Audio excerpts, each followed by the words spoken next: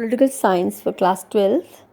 We are continuing the chapter Natural Resources and the Environment.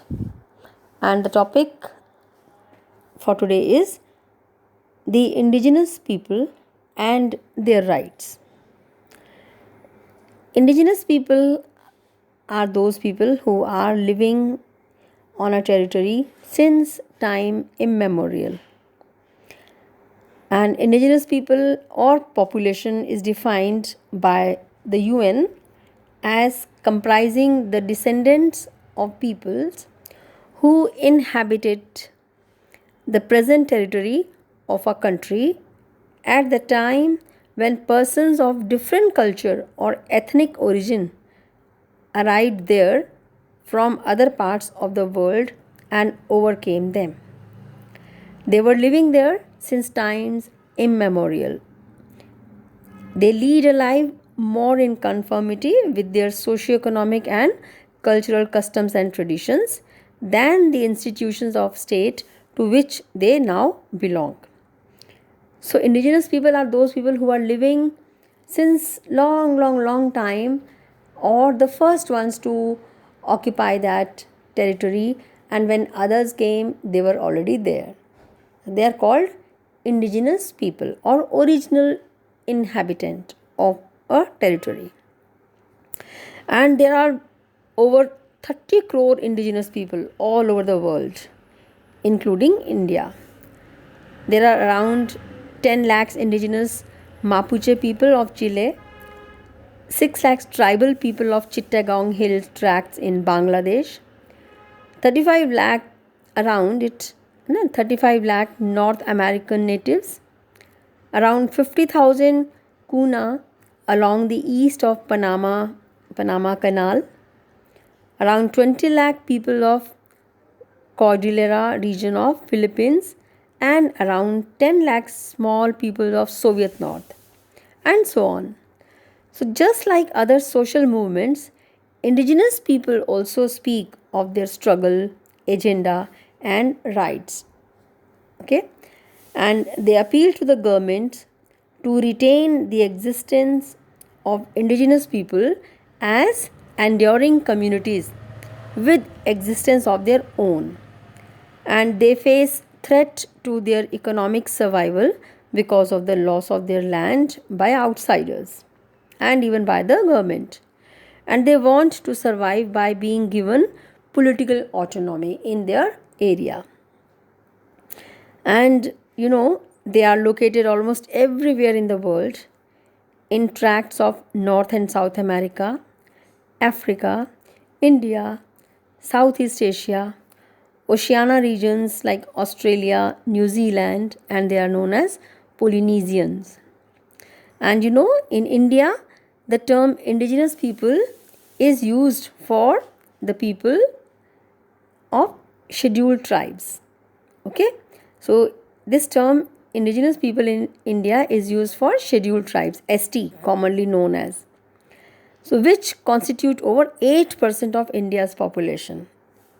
They are also very big in number, with the exception of small communities of hunters and gatherers.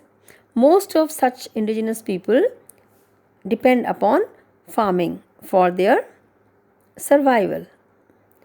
Okay, and for centuries they have been doing this, and they had free access to land for their subsistence farming. But when Britishers came here, so under British rule, the land inhabited by them came under the control of either outsiders or the government, and it was regulated. But before their arrival, they were having the free access and hold on the land that they were possessing. And their rights had been neglected for long time. Then in 1970s, because of the growing interactions between the leaders of indigenous people all around the world, that led to the rise of a shared grievance and common interest. They also came into contact because of the technological advancement. They came into contact with each other all over the world, of such indigenous people, and they shared grievance and common interests. And because of this, it led to the formation of a council known as World Council of Indigenous People, and it was formed in 1975. So the effort started in early 1970s, and as a result, World Council of Indigenous People was formed, and it was one of the 11 NGOs of indigenous people. This council was given the consultative status by the United Nations.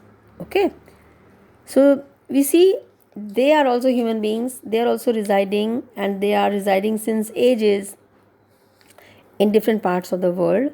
So their rights should not be neglected, and at the same time, they should be taken as the people of our country.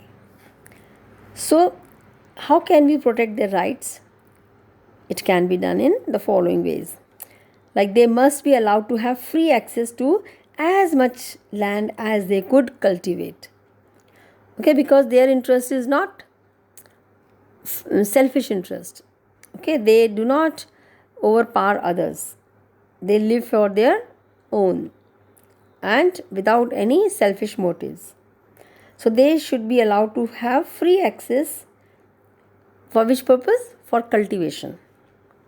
Then forests should not be cut because they are living in forest areas only, in natural surroundings. So they should not be allowed to be cut by modern people. Okay, so that they are not to be displaced and they are not supposed to leave their native area. And the governments should accept the existence of such indigenous people as enduring communities with an identity of their own. So, this is about the rights of indigenous people, and in India they are called scheduled tribes or tribal people. Thank you.